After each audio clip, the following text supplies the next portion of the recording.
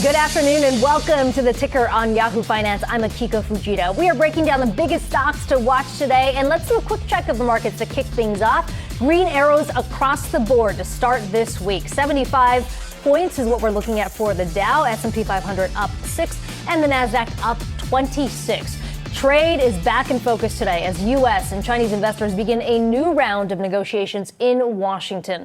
The White House has said that forced tech transfers and intellectual property rights are among the key issues on the table. But some new reports suggest Beijing isn't exactly looking to give ground just yet. Joining us now is Nicholas Economides. He is an economics professor at NYU Stern School of Business. We've also got Danielle Shay. She's the director of options at Simpler Trading.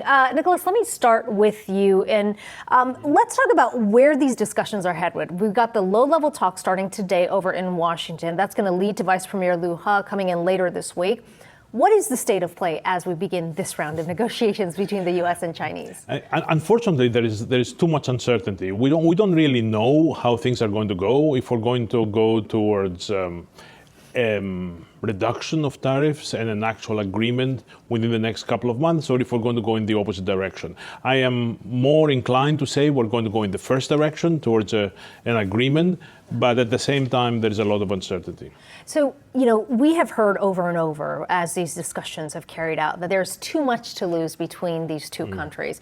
We've got a new set of data that came out last week on a number of fronts in the U.S. How have we started to see the tariff impact materialize in the economy? And does that suggest perhaps the urgency with which the administration approaches these discussions? Well, for the moment, the impact is small, although coming December, the impact might be significant. So to this point, people are not hurting a lot. So there is a lot of leeway for this to be adjusted up or down. And we should point out there's another 2 rounds of tariffs coming here. October 15th would be the increase from 25 to 30 on the $250 billion in goods. And then, of course, the big tariff set in December. Danielle, let me bring you into the conversation. How are you viewing these talks as opposed to what we've seen before? And how do you think this has actually played out in the market?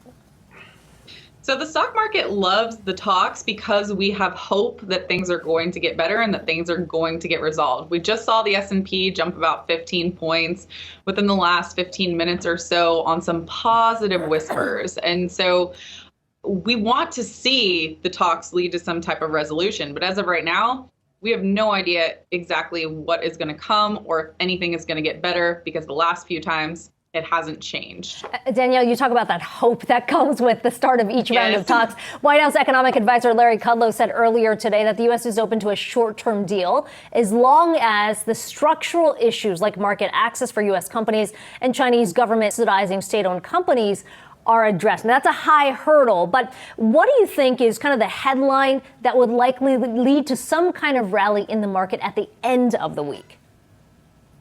Well, that's the exact problem, is that the Chinese do not want to kind of give and take on that piece. But what would really help the stock market rally at this point is if we did get a short-term deal that was agreed to, and especially if it involved any type of reduction of the tariffs that are going to be hitting. The next round is supposed to hit a lot of retail goods, and that is not going to be good for those companies, for consumers, or for the stock market. And so if we can get any type of reduction in that arena, that would be very positive for the stock market. Professor, I want to maybe shift the conversation here to say, well, what this all means for the Fed. I mean, Jay Powell has been very transparent, at least in his public comments, about how trade is kind of the big unknown here, and they are trying to navigate things while also looking at the other economic data. I thought it was interesting that you said that the market is actually also changing the way that it views the Fed's decision. What do you mean by that? Well, for a long time, the market understood the Fed's model and therefore could predict very well what was going to happen. I think the Fed has, to a large extent, abandoned the formal model. So now there is uncertainty about what the Fed will do. The formal model being its mandate?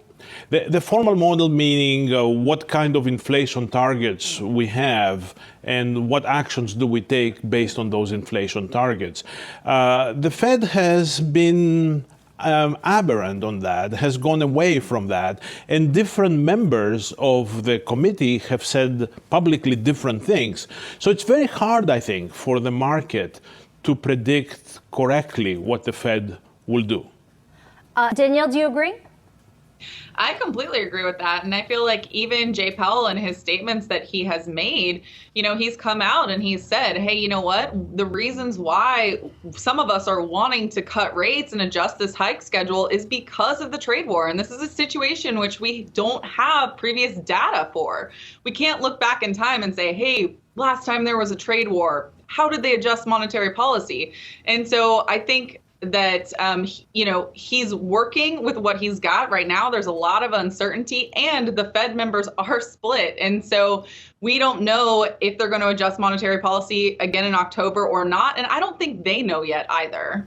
So, Professor, adding the Fed outlook or looking at where the Fed has moved, looking at where the trade war is right now, and then, of course, all the global factors, has your macro outlook shifted here in the U.S. as a result? Well, there is some weakness in the manufacturing sector in the U.S. Because of export weakness. This is not a weakness of the U.S. economy on the retail side, but it's a weakness on the manufacturing side, on the production side.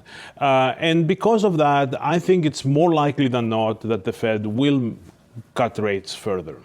Okay, Professor Economides and Danielle Shay, appreciate both of you joining us today. Thank you.